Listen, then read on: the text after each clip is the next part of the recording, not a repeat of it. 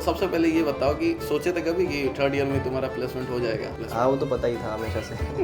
Starting में मैंने ये सोच के, जैसे कि मैं एजुकेशन लोन मैंने ले रखा था, तो मेरा ये था घर वालों के बिल्कुल जितना हो सके उतने कम पैसे लगवाऊँ। जैसे कि मैं एज अ डिफेंस बैकग्राउंड से रहा हूँ, तो कोडिंग तो मेरे को बिल्कुल नहीं आती थी। तो hello everyone, welcome back to another video.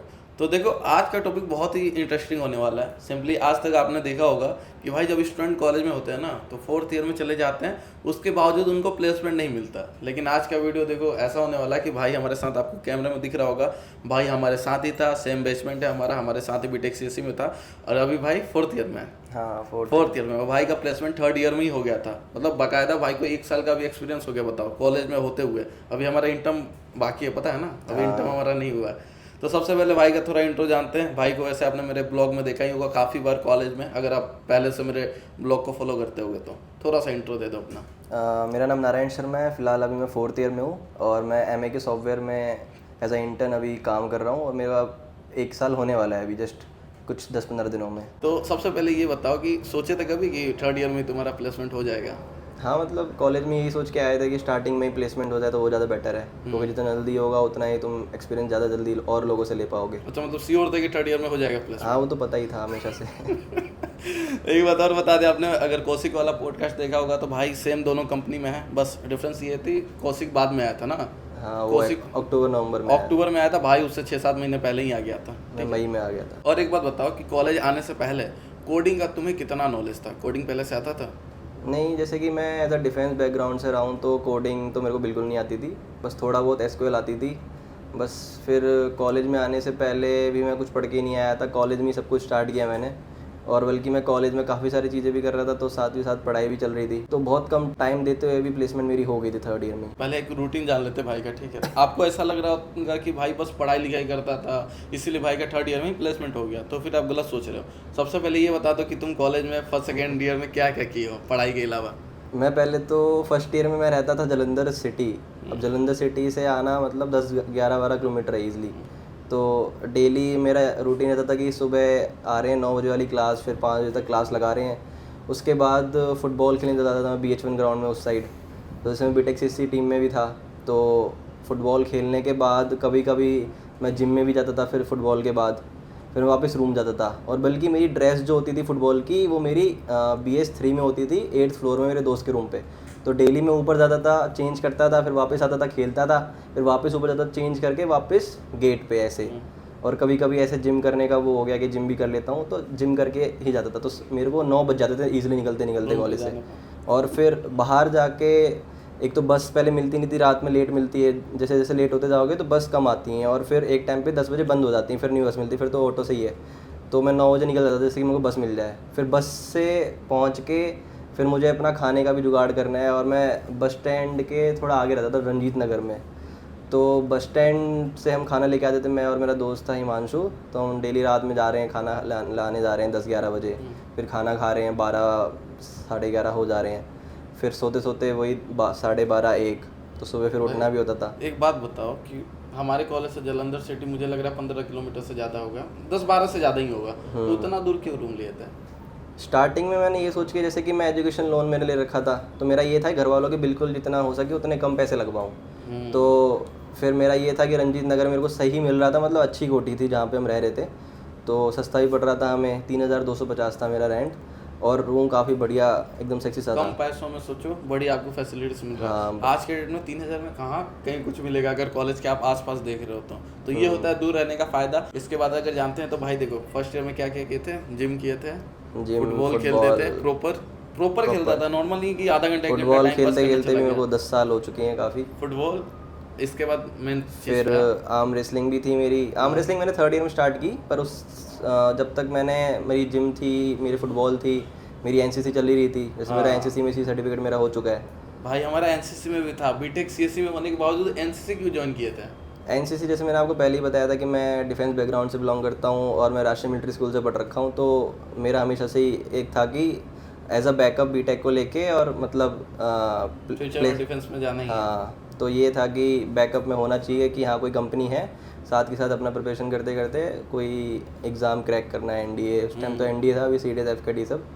तो मेन वो और रीज़न। अभी भी भाई उसका तैयारी कर रहा है। मैं अभी भाई मेरे साथ ही पीजी में रह रहा है, तो अभी भी देखो सीडीएस वगैरह का तैयारी कर रहा है। अब आते हैं देखो मेन टॉपिक पे कि भाई ने कैसे अपने प्लेसमेंट की तैयारी की है, और लास्ट में आपको ही बताएगा कि आप कैसे क्या कर सकते हो जिससे आपका प्लेसमेंट जल्दी हो जाए। अब भाई हमारा दूसरा क्वेश्चन ये है कि अगर हम सीजीपी की बात करें, भाई काफ़ी बच्चे जो है सीजीपी को लेकर बहुत ही टेंशन में रहते हैं, तो सीजीपी की अगर हम बात करें तो कितना मेंटेन करना होता है और कितना तुम रह गए थे? जैसे कि मेरी CGPA अभी फ़िलहाल चल रही 7.94 8 सेमेस्टर के हिसाब से।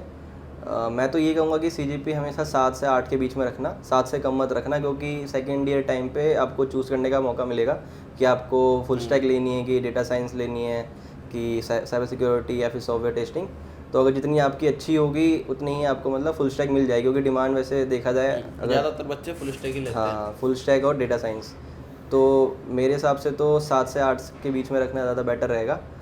इस हिसाब से आप हर कंपनी में बैठ भी पाओगे, लेकिन कुछ कंपनीज जो ज़्यादा बढ़िया होती हैं वो कुछ 8 से ऊपर भी मांगती हैं। तो अगर आप कुछ ज़्यादा ही एकदम हो कि एकदम अच्छी कंपनी ही चाहिए तो 8 से ऊपर रख लेना, वरना 7 से 8 में आप लगभग 95% कंपनीज में बैठ पाओगे इसलिए। इसके साथ ही बात करें तो भाई स्टार्टिंग में जब कोडिंग स्टार्ट किए थे सीखना, तो क्या कोई दिक्कत आई थी कि थोड़ा टाइम लग रहा था? हाँ स्टार्टिंग में ऐसे मेरा बैकग्राउंड इस चीज़ में नहीं रहा है, तो मेरे को था स्टार्टिंग में दिक्कत थोड़ी आई थी, लेकिन मैं आपको यही गाइड करूँगा कि कॉलेज आने से पहले पाइथन कर लेना। पाइथन जैसे पहले सेम में होगी आपके, तो पाइथन करके आओगे तो आपको इजी रहेगा काफ़ी, क्योंकि अगर आप पहले ही लोगों से अगर अपर हैंड ले लोगे तो एक वो होता है कि हाँ भाई इसको आता है, तो सब लोग आपसे पूछेंगे, तो आपसे बार बार पूछेंगे तो आपकी प्रैक्टिस तो हो ही रही है। और फिर एक आपको वो भी रहेगा कि लोग मानते हैं कि मैं ही हेल्प करूँगा, तो आप फिर पढ़ भी लोगे उस हिसाब से। तो इस हिसाब से अपर हैंड रहेगा स्टार्टिंग से, तो हमेशा ही रहेगा फिर हर सेम में, तो हमेशा ही रहेगा। तो फिर आपको पता है जो सबसे ऊपर है वही सबसे आगे निकलता है। फिर कॉलेज आने से पहले देखे थे क्या C++? नहीं कुछ नहीं देखा था, वो कॉलेज में आके ही सब किया था, वही थोड़ा बहुत बीच में टाइम निकाल के या फिर क्लास में ध्यान दे लिया, तभी बस। काफ़ी बच्चे क्या करते हैं कि पहले सेमेस्टर में जो उनको पाइथन वगैरह सिखाया जाता है नहीं सीखते हैं, दोस्ती यारी या फिर बढ़िया कॉलेज लाइफ एंजॉय करने के चक्कर में नया कॉलेज में आए रहते हैं तो स्किप कर देते हैं। फिर आगे चल के उनको दिक्कत होता है या कुछ? हाँ दिक्कत तो होती है, अगर तुम स्टार्टिंग में ही अगर ऐसे बकचोद से बन गए हो तो बाद में चल के दिक्कत तो आएगी, क्योंकि वो बकचोदी वाला कीड़ा हमेशा ही रहेगा इन दी एंड तक, तो वो बढ़ता ही रहेगा कॉलेज में। सिलेबस बढ़ता जाएगा, सिलेबस तो बढ़ेगा ही और बकचोदी वाला कीड़ा ही बढ़ता रहेगा। अभी आप पाइथन नहीं सीखे थे, अगले सेमेस्टर में एक और लैंग्वेज जुड़ जाएगा, तो अब आपको इसके साथ साथ उसको भी सीखना है, तो भाई आप दोनों को छोड़ दोगे, तो बर्डन होता बढ़ता ही जाएगा, वो कम नहीं होगा। कि अगर पाइथन अगर स्टार्टिंग में पढ़ के आओगे तो उस सेम में सही से पढ़ भी लोगे, वो पाइथन आपको दूसरी लैंग्वेज सीखने में भी काम आएगी। जैसे कि जो लॉजिक होता है आप बनाते हो, वो लॉजिक आप सीपीपी में भी बना पाओगे क्योंकि आपको पाइथन आती है तो। और हमारा नेक्स्ट क्वेश्चन ये है कि काफ़ी बच्चों का ये डाउट होता है कि भैया जो क्लास में टीचर्स हमें पढ़ाते हैं वो हमें नहीं समझ में आता है, तो स्टूडेंट को क्या यहाँ पे पेड कोर्स लेना चाहिए या फिर यूट्यूब पर फ्री वगैरह में पढ़ लेना चाहिए, क्या बताओगे?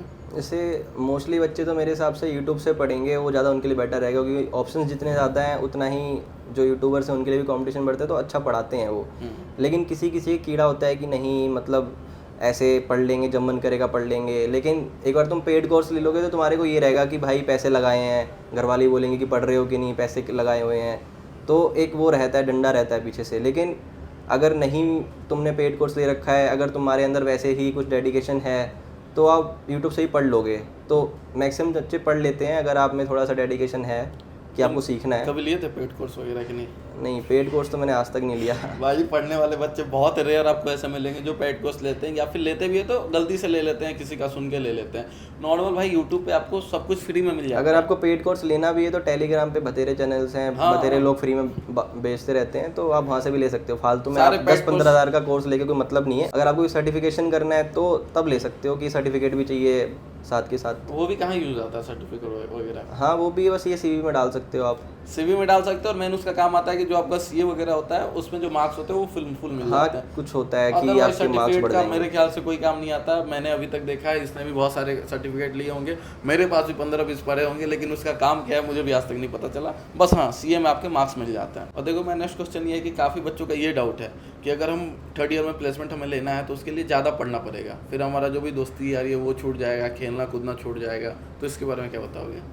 मैं तो यही कहूँगा कि ऐसा नहीं है कुछ दोस्ती यारी छूटती है। जैसे कि आपको पता ही मैं साथ के साथ काफ़ी सारी चीज़ें कर रहा था, तो आप तो इतनी सारी शायद ही करोगे। मतलब ईजिली आप दोस्ती भी मेंटेन रख सकते हो और अपनी पढ़ाई भी मेंटेन रख सकते हो। बल्कि अगर आपके अच्छे दोस्त हैं तो उल्टा आपको वो बीच बीच में गाइड करते रहेंगे कि भाई ये कोर्स अच्छा है, ये कर ले, या फिर यहाँ से पढ़ ले, ये हेल्प भी करेंगे आपकी। और रही बात चीटिंग टाइम पे भी आपकी हेल्प कर देंगे अगर आपके दोस्त हैं, तो वो हर चीज़ कहीं ना कहीं काम आ ही जाती है। आप किसी भी कॉलेज में हो तो आप देखे होगे लिंक्डइन वगैरह पे भी काम करवाते हैं, तो क्या उसका क्या रोल होता है, वो इम्पोर्टेंट है करना? स्टार्टिंग में ऐसे जाओगे आप कॉलेज तो आपसे लिंक्डइन बोलेंगे कि लिंक्डइन का अकाउंट बनाओ, ये करो, उस पर कवर फ़ोटो लगाओ, अपनी फ़ोटो लगाओ, सारी चीज़ें डालने को बोलेंगे। तो मतलब उसका रोल बस यही है कि आपको प्रोफेशनल बना रहे हैं वो बाहर की दुनिया के सामने। तो ऑन कैंपस तक तो आपको कोई ऐसा ज़रूरत नहीं है उस चीज़ का, पर हाँ मतलब कुछ कुछ कंपनीज में वो लोग लिंक मांगते हैं, जैसे आप सीवी में भी लिंक डालोगे लिंक्डइन का, तो उस टाइम पे ज़रूरत पड़ जाती है। वैसे अगर देखा जाए ऑफ कैंपस मेनली ज़रूरत पड़ती है, ऑन कैंपस इतना कुछ ज़रूरत नहीं है। बस कुछ नहीं भाई, कॉलेज आपके लिए सब कुछ कर रही है। सीवी वगैरह के बारे में क्या होगा? सीवी जैसे मैंने आपको बताया था थोड़ी देर पहले कि सर्टिफिकेशंस होते हैं वो आप डाल सकते हो, और मेन तो अपना खुद का बायोडाटा रहता है। और यही है कि अगर आप 2-3 सॉलिड प्रोजेक्ट्स कर लोगे, जैसे कि आपने अगर फुल स्टैक लिया है तो फुल स्टैक में आप 2-3 अगर वेब डी के अच्छे प्रोजेक्ट बना लिए, जैसे एक बैकएंड का बना लिए, एक फुल स्टैक बना लिया और एक फ्रंट एंड का बना लिया, ऐसे कुछ कॉम्बिनेशन टाइप अच्छा सा, ऐसे कुछ स्टार्टअप टाइप न्यू आइडिया सोच के, तो वो अगर आप डाल रहे हो तो उससे आपकी सीवी काफ़ी अच्छी दिखती है। और बाद में अगर वो लोग चेक भी करते हैं वो लिंक से जाके, तो उन्हें भी बढ़िया लगता है, कुछ कुछ कंपनीज चेक करती हैं। और मेन अगर आपने डीएसए में क्वेश्चंस कर रखे हैं लीड कोड के, लीड कोड हो गया या फिर गिग फॉर गिग्स हो गया, तो वो चीज़ भी आप वहाँ डाल सकते हो कि जैसे you have done 300+ questions on leet code. इसमें एक चीज़ और है, जैसे कि अगर आप कुछ अलग से काम कर रहे हो, को करिकुलर एक्टिविटीज़ कर रहे हो या फिर कोई स्पोर्ट्स खेल रहे हो, या फिर जैसे कि बहुत से लोग सिर्फ पढ़ाई तो करेंगे नहीं, साथ के साथ और भी चीज़ें करना ट्राई करेंगे, जैसे क्लब कोई ज्वाइन कर लिया है ना, कोडिंग निंजास या कुछ भी, तो वो चीज़ भी आप डाल सकते हो। जैसे कि आप उसमें हेड हो कोई उस क्लब के, तो वो चीज़ डाल सकते हो, उससे आपको दिखता है कि आपकी कम्युनिकेशन स्किल्स भी अच्छी हैं। तो जैसे एज अ इंजीनियर आपको कम्युनिकेशन स्किल्स भी आपकी बेटर होनी चाहिए, ये नहीं कि सिर्फ पढ़ाई पढ़ाई है, आपकी पर्सनैलिटी भी थोड़ी होनी चाहिए कि हाँ आप लोगों के सामने बोल पा रहे हो। सबसे यूज़ कहाँ पे आता है ये कम्युनिकेशन का, इंग्लिश वगैरह मेनली? ये मेनली काम, जैसे कि मैं आपको बताऊंगा ना कि कॉर्पोरेट में मेनली आपकी कम्युनिकेशन स्किल्स ही हैं, आपको आता है वो कोई नहीं दिखता इतना, आपकी बातचीत कितनी अच्छी है और लोगों से, तो मेन कम्युनिकेशन स्किल्स इन चीज़ों में मैटर कर जाती हैं कि आप कितनी अच्छी बातचीत, आपका सेंस ऑफ ह्यूमर कितना अच्छा है। और ओवरऑल अगर बात करें तो कॉलेज का अपना जो भी एक्सपीरियंस था कैसा था? बढ़िया था? अभी देखे थे कुछ दिन पहले ही हमारे कॉलेज का लास्ट डे था, वो भी खत्म हो गया, मैं भी इंस्टाग्राम पे देख रहा था। कॉलेज का ये है कि कॉलेज पूरा होल पैकेज है, अगर आप पढ़ने के साथ साथ आप पूरे मज़े भी कर सकते हो, जैसे कि बीच बीच में क्लब फेस्ट ये सब होते ही रहते हैं। अभी बीच में कार स्टंट का कुछ हुआ था, बाइक स्टंट्स ये सब होते रहते हैं, वन वर्ल्ड वन इंडिया, अभी कोई नया कोई सेलिब्रिटी आया था, तो ऐसे मतलब अलग अलग चीज़ें होती रहती हैं, ऐसे मसाला सा रहता है कि आप कॉलेज लाइफ के साथ साथ पढ़ाई के साथ साथ प्लेसमेंट सब उखाड़ सकते हो एक साथ। डिपेंड करता है आपके ऊपर। हमारे कॉलेज में आपको हर चीज़ देखने को मिलता है, पढ़ाई वाले बंदे हैं बढ़िया पैकेज लेके निकल जाते हैं, और बढ़िया बकचोदी करने वाले हैं तो वहाँ पे रह के 4 साल के बाद भी बढ़िया वहीं पे कंटिन्यू करते हैं। तो डिपेंड करता है आपके ऊपर, आप कैसे कॉलेज को ले रहे हो, ठीक है, कितना सीरियस ले रहे हो, कैसा पढ़ाई लिखाई कर रहे हो। और इसके बाद तुम्हारे में पूछूँ तो कंपनी का एक्सपीरियंस अभी तक कैसा था? कंपनी का एक्सपीरियंस बढ़िया था, जैसे कि हर क्वार्टर में एक आउटिंग भी हो जाती है, टीम आउटिंग, जैसे अभी हमारी पिछले हफ्ते ही थी वेडनेसडे को, तो हम लोग इधर एडवांटी गए थे सेक्टर 142 नोएडा में ही, तो बढ़िया था, बीच बीच में आउटिंग होती रहती है, उससे थोड़ा दिमाग रिसेट हो जाता है, फ्रेश फ्रेश सा होता है। और अगर तुम्हारे कंपनी में बढ़िया दोस्त हैं, मतलब तुम काम के साथ साथ बकचोदी भी कर रहे हो, काम भी कर रहे हो, तो ऐसे मन भी कर जाता है डेली ऑफिस जाने का। जैसे मेरे भी बढ़िया बढ़िया दोस्त हैं, तो डेली बस एक वही मोटिवेशन होती है कि दोस्त लोग भी हैं तो काम भी है, बकचोदी भी हो जाएगी, दोस्ती यहाँ भी काम आ जाती है। ये दोस्ती एक तरीके से तुम्हारी लाइफ ईजी कर देती है, तो जितनी बढ़िया दोस्ती उतनी लाइफ ईजी। एक बात आपको हम बताना भूल गए, भाई का जो प्लेसमेंट हुआ है ये नोएडा में हुआ है, तो नोएडा कैसा पसंद आया? ठीक ठाक है जगह? नोएडा ऐसे देखा जाए काफ़ी इंडस्ट्रियल एरिया है, पूरा एकदम ऐसे हरा भरा सा भी है, मतलब पेड़ वेड़ भी हैं जितने इंडस्ट्री के हिसाब से मेंटेन कर रखा है, तो नोएडा ही बढ़िया जगह है। बस हाँ एक दिक्कत है, नाला है हर जगह आपको हर जगह एक लिंक बना के रखेगा जो आपको जोड़ के रखेगा नोएडा से, वो है नाला।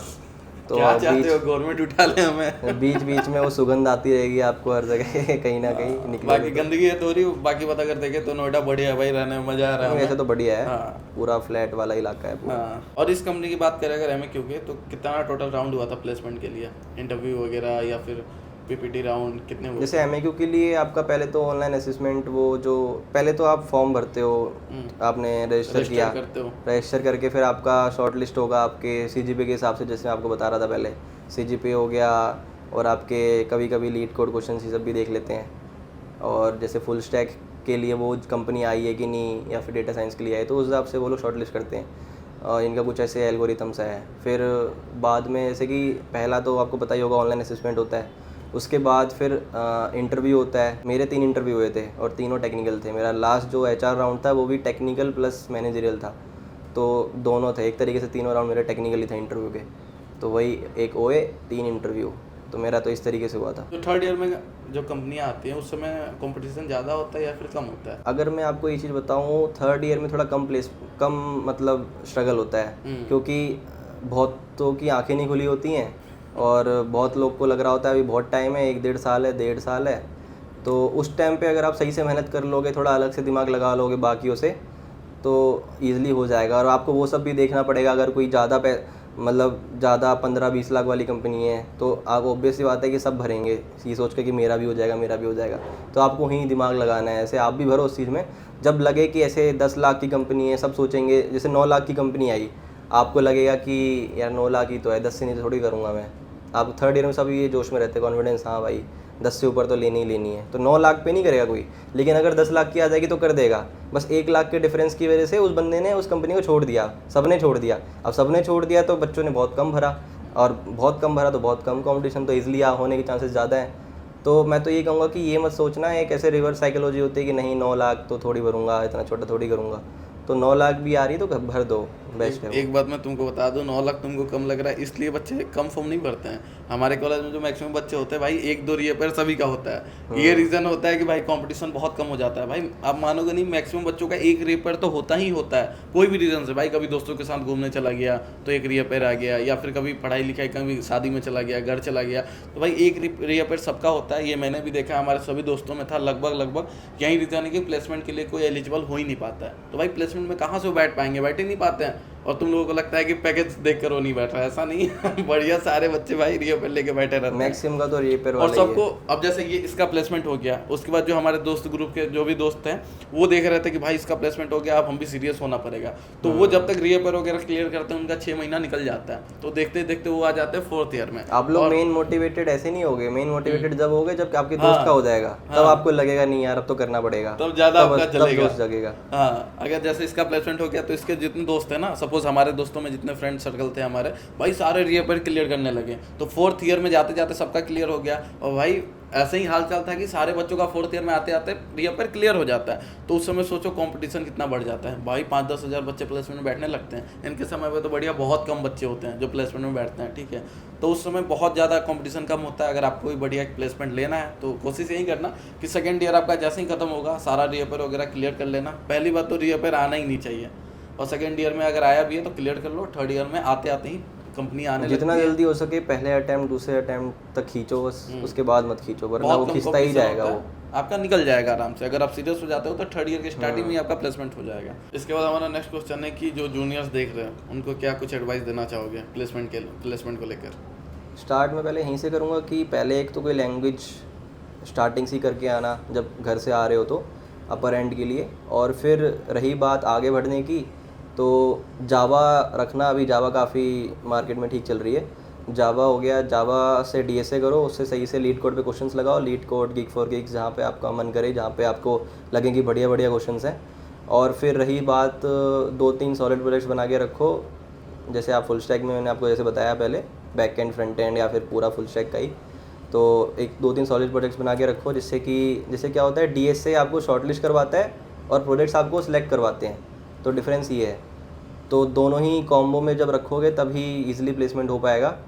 कहीं कहीं पे आपको ऐसे, अगर आपके DSA ठीक नहीं है तो अगर आपके प्रोजेक्ट्स बढ़िया हैं, आपको फुल स्टैक या डेटा साइंस अच्छे से आती है तो वैसे भी ले लेते हैं। अगर दोनों बढ़िया हैं तो आधा भी अगर दोनों आता है तो ईजिली हो जाता है। ये भी है कि कुछ कंपनीज GD भी लेती हैं, तो आपका वही मैंने आपको बताया कम्युनिकेशन स्किल्स मैटर करती हैं। आप कितने 10 लोगों के बीच में कितना ज़्यादा बोल पा रहे हो, या फिर कितना आप एज अ टीम वर्क काम करके सबको आगे बढ़ा के खुद भी बोल रहे हो, उनके पॉइंट सुन रहे हो, फिर उन पे काउंटर बैक कर रहे हो। ऐसे मतलब एक GD as a group discussion अच्छे से डिस्कस कर पा रहे हो आप, टीम वर्क कॉर्पोरेट कर पा रहे हो औरों के साथ, तो GD भी मैटर करती है। और किसी कंपनीज़ में आपका लॉजिकल रीजनिंग, क्वांटिटेटिव एप्टीट्यूड, ये सब भी पूछा जाता है कि आप वही चेक करने के लिए आपका एप्टीट्यूड कितना क्या ठीक है। तो बीच बीच में जैसे कि आपका PA की क्लास लगी जाएगी, तो PA में थोड़ा सा ध्यान दे लेना। वो आपको अगर आप बाद में कोई गवर्नमेंट एग्ज़ाम की तैयारी करोगे तो वो उधर भी आपकी हेल्प कर ही देगा। तो ये नहीं कि सिर्फ प्लेसमेंट्स के लिए, और आपको एक सब बढ़िया भी लगेगा कि आप ऐसे कितना दिमाग लगा पा रहे हो मैथ्स में, तो वो भी बढ़िया चीज़ है। तो एक हो गया आपका पीए में ध्यान रखना, और बीच बीच में जो पैल की क्लास होगी इंग्लिश की, पैस की, उसमें आप जीडी वीडी में सही से बोलना, वहाँ पे आप अच्छे से प्रैक्टिस करना। और जैसे आपको बता दिया डीएस से प्लस कोई एक टेक्निकल चीज़ जैसे फुल स्टैक या फिर data science, cyber security, AIML कुछ भी। तो डीएसएम में आपका ये है कि जब से एआई आया है, क्लाउड आया है, तब से थोड़ा सा ये लोग हार्ड क्वेश्चंस पूछते हैं इंटरव्यू में। तो मैं तो ये कहूँगा कि अगर स्टार्टिंग से डीएसए करोगे तो थर्ड ईयर तक आपको ट्री ग्राफ भी आ ही जाएगा सही से। तो ट्री ग्राफ तक अगर आप मतलब वही पूरे डीएससी होगी एक तरीके से, डायनेमिक प्रोग्रामिंग, डीपी पूरा। तो मतलब थोड़ा बहुत अगर ट्री ग्राफ भी आ रहा है तो आप इंटरव्यू में जवाब थोड़ा बहुत दे पाओगे, तो उन्हें लगेगा कि हाँ बंदे को यहाँ तक आता है, वो भी बता पा रहा है। फिर ये भी है कि आप बीच में एसक्यूएल हो गया, डीबीएमएस, कंप्यूटर नेटवर्क हो गया, ऑपरेटिंग सिस्टम हो गया, ये सब भी कभी कभी पूछ लेते हैं। और देखो बच्चों का एक डाउट है कि 8 से 10 लाख रुपए का प्लेसमेंट लेना कितना डिफिकल्ट होने वाला है या फिर इजी होने वाला है? जैसे अभी मैं आपको बताया कि क्लाउड ये सब एआई काफ़ी आ चुका है, तो ना पढ़ने वाला ही बच्चा चीटिंग करेगा तो सबका निकल जाता है, जो नहीं पढ़ते उनका भी ओए निकल जाता है। पर वही है कि इंटरव्यू तो फिजिकली होना है 1-on-1, पर कभी कभी ऑनलाइन भी हो जाता है वो भी। अब ऑनलाइन के लिए भी काफ़ी सारी एक्सटेंशंस आ गई हैं, जिससे कि आप ऑनलाइन भी चीटिंग करके बोल सकते हो। अरे इजी होता है, ये नहीं बता तो चीटिंग वगैरह बता दे रहे हो, बच्चे पहले ही पढ़ना छोड़ देंगे। ये चीज़ तो है ही, मेन हार्ड तो हो ही जाएगा, क्योंकि देखो ना पढ़ने वाले सब बैठ रहे हैं, पढ़ने वाले ही बैठ रहे हैं, थोड़ा किस्मत भी यहाँ पे आ जाती है। साम दाम दंड भेद सब यूज़ करना है अगर आप प्लेसमेंट में बैठ रहे हो। पर ये भी है कि यूएमसी सब लग जाती है और बड़े इजीली पकड़ लेते हैं, बहुत सी कंपनीज बोल देती हैं। तो मैं तो ये कहूँगा चीटिंग मत करना, क्योंकि प्लेसमेंट में होना कुछ कम बच्चों का ही है, 5 बच्चों का मैक्स। अब उन चक्करों में इतने सारे बच्चों की यूएमसी लग गई, आपकी फिर फीस भी पूरी ज़्यादा हो गई, सब कुछ हो गया ना, आपकी प्लेसमेंट ही हुई, आपको डिवार्ड भी कर दिया, बैकलॉग लगा दी, तो बहुत सारे कॉन्स भी हैं। तो मैं यही कहूँगा कि चीटिंग तो मत करना। और जैसे इन्होंने काफ़ी सारे रूल्स रेगुलेशंस भी लगा दिए हैं अब, तो चीटिंग तो मुश्किल ही हो पाएगी। पर मैं यही कहूँगा कि मेन हार्ड हो जाना है, तो इसलिए अगर स्टार्टिंग से पढ़ोगे तो मतलब फिर इजी है। फिर थोड़ा थोड़ा 1-2 घंटे पढ़ो बस, फिर अपना मज़े करो, बकचोदी करो, कोई गेम खेलना है, कोई स्पोर्ट्स खेलना है तो वो भी कंटिन्यू कर सकते हो। ये है कि बस मेंटेन रखो चीज़ें, मैनेज रखोगे तो सब बढ़िया रहता है स्टूडेंट के ऊपर। अगर वो शुरू से पढ़ता है तो फिर उसके लिए इजी है, अगर वो पढ़ाई लिखाई शुरू से नहीं किया है, फाइनल ईयर या फिर थर्ड ईयर में आके ये सब सोच रहा है, तो फिर उसके लिए डिफिकल्ट होने वाला है। ठीक है, और वीडियो के लास्ट में एक क्वेश्चन बता दूं कि 4th ईयर में जैसा कि आप अभी मतलब हम दोनों ऑफिस में बैठे हैं, यहीं पे काफ़ी बच्चे कॉलेज में भी हैं 4th ईयर वाले, तो तुमको कहाँ पे मज़ा आ रहा है? यहाँ पे मज़ा आ रहा है या फिर अभी हम कॉलेज में होते तो ज़्यादा मज़ा आता? इस पर क्या बोलोगे? जैसे कि अभी क्या है, मैं कंपनी में हूँ तो वहाँ भी सारे ऐसे बढ़िया बढ़िया दोस्त हैं, तो मन तो यहाँ भी बढ़िया ही लग रहा है। बस डिफरेंस इतना है कि यहाँ पैसा मिल रहा है उस चीज़ का, वहाँ पे ऐसा कुछ नहीं था, वहाँ उल्टा तुम्हें पैसा देना पड़ रहा है। पैसे तो अभी भी देने पड़ रहे हैं, लेकिन अभी यहाँ मिल रहा है, तुम्हें घर से नहीं मांगना पड़ रहा कुछ, तो उल्टा तुम घर पे भेज दे रहे हो थोड़ा बहुत, तो यहाँ बेटर है एक तरीके से। तो देखो 3 साल कॉलेज में रह लिया, हाँ थोड़ा मिस तो करते ही कॉलेज को, लेकिन अब क्या है कि थोड़ा पैसे कमा रहे हो, तो जब थोड़ा पैसा आता है ना आपके अकाउंट में तो फिर थोड़ा बुरा कम लगता है। अभी जैसे परसों ही सैलरी आई तो ऐसे जो नोटिफिकेशन आता है मैसेज में कि इतना क्रेडिट हो गया, तो वो ज़्यादा उसमें अच्छा डोपामिन निकलता है, तो वो ज़्यादा बेटर है। तो कितना पैसा कमा ले? तो लगभग पैसे मत बताना, ऐसा पूछे तो कितना खर्चा वगैरह निकल जाना, अगर हाँ खर्चा वर्चा थोड़ा बहुत घर पे भेज दिया तो हो जाता है सही। ठीक ठाक वैसे भाई कमा ले रहा है, ठीक है, और फुल टाइम हो जाएगा तो फिर तो बहुत ही ज़्यादा कमाएगा। 10-15 दिन में ही भाई का फुल टाइम हो जाएगा, क्योंकि 1 साल का इसका इंटर्नशिप था पूरा 3rd ईयर से 4th ईयर तक का, अब भाई का हो जाएगा फुल टर्म में। तो इसमें आराम से इतना सैलरी तो कमा लेगा कि एक बढ़िया गाड़ी वगैरह खरीद लेगा ना, कुछ दिन में बढ़िया कार वार खरीद ले, इतना सैलरी हो जाएगा। तो बस ये था एक छोटा सा वीडियो के लास्ट में एक ही बात मैं आपको बताना चाहूँगा, अगर भाई से कोई भी प्लेसमेंट से रिगार्डिंग या फिर कुछ भी के रिगार्डिंग, स्पोर्ट्स के रिगार्डिंग, या फिर आपको अगर कोई एडवाइस चाहिए तो भाई को जाके इंस्टाग्राम पे अगर आपको एनसीसी लेनी है कि नहीं, या फिर जो भी मतलब लाइफ एडवाइस होगी एज अ बिग ब्रदर आप मान लो, या फिर स्पोर्ट्स, क्योंकि मैंने हर जगह धक्के खा रखे हैं, डिफेंस में भी, सरकारी एग्ज़ाम्स में भी, और प्लेसमेंट तो रही, फिर स्पोर्ट्स में भी, तो ऐसा कुछ बचा नहीं कि जहाँ पे मैंने ऐसे बॉडी बिल्डिंग कॉम्पिटिशन भी खेल रखा है 1st ईयर में कॉलेज के अंदर ही, तो सब कर रखा है, हर जगह धक्के खा रखे हैं। तो एज आ एडवाइस आप पूछ सकते हो मेरे को, इंस्टा पे मैसेज कर सकते हो। तो लेफ्ट साइड में अभी इंस्टा आईडी आ रहा है, राइट साइड में यूट्यूब का भाई का चैनल आ रहा है। भाई नया यूट्यूब चैनल स्टार्ट किया, आप वहाँ पे भी भाई को फॉलो कर सकते हो, ठीक है। मतलब मेन तो यूट्यूब ही है कि उस पर मोनेटाइज कुछ हो जाए, इंस्टा तो ठीक ही चल रहा है। फिर सैलरी से ज़्यादा भाई इधर से ही पैसे कमाएगा, इधर से पैसे ही पैसे नहीं मतलब ऐसे थोड़ा अलग हाथ पैर मार के देख रहा हूँ यूट्यूब पे भी। तो अभी नया बनाया है तो थोड़ा सपोर्ट करो उस पर, जिससे कि 1000 टच हो जाए। अभी तो शायद 80 कुछ है, पहले तुम वीडियो डालो। वीडियो डालते हैं बात पहले। यही है भाई, वीडियो ही नहीं डाल पाता। मेन बात देखो, दिन भर ऑफिस में चला जाता है, रूटीन बताया भाई ने, शाम को आता है तो थोड़ा रेस्ट कर लेता है, क्योंकि भाई दिन भर मजदूरी करने के बाद फिर थोड़ा जिम थक जाता विम वो है, सब, फिर जिम चला जाता है, फिर आके खाना फिर खाता बीच है, में फिर सो रील वील जाता बना ली, तो इतना वो लॉन्ग वीडियो नहीं बना पा रहा हूँ, लेकिन सपोर्ट करोगे सब्सक्राइबर्स ज़्यादा हो जाएंगे तो है। हाँ अपने आप। ठीक है, तो बस ये था एक छोटा सा वीडियो को यहीं पे खत्म करते हैं। और वीडियो के लास्ट में, अगर आप किसी भी प्राइवेट कॉलेज में एडमिशन कराने का सोच रहे हो, तो सबसे पहले देखो आपको एंट्रेंस एग्जाम देना होता है, उसकी कुछ फ़ी होती है 1000-1500 रुपये। तो अगर आपको उसका 50% का डिस्काउंट कूपन कोड चाहिए किसी भी कॉलेज का, भाई अगर नोएडा का कोई कॉलेज हो गया या फिर पंजाब का कोई कॉलेज हो गया, तो सिंपली आप मुझे इंस्टाग्राम पे मैसेज करो, जो कि अभी स्क्रीन पे मेरा इंस्टाग्राम आईडी आ रहा है, या फिर नीचे जाओ डिस्क्रिप्शन में गूगल फॉर्म है, सिंपली आप उसे फिल कर दो, जिससे कि आपको मिल जाएगा फ्री में 50% का डिस्काउंट कूपन कोड। तो बस ये था एक छोटा सा वीडियो कहीं खत्म करते हैं। अगर आपको किसी और टॉपिक पे वीडियो चाहिए तो आप मुझे कमेंट पे या फिर इंस्टाग्राम पे बता सकते हो। तो मिलते हैं नेक्स्ट वीडियो में, तब तक के लिए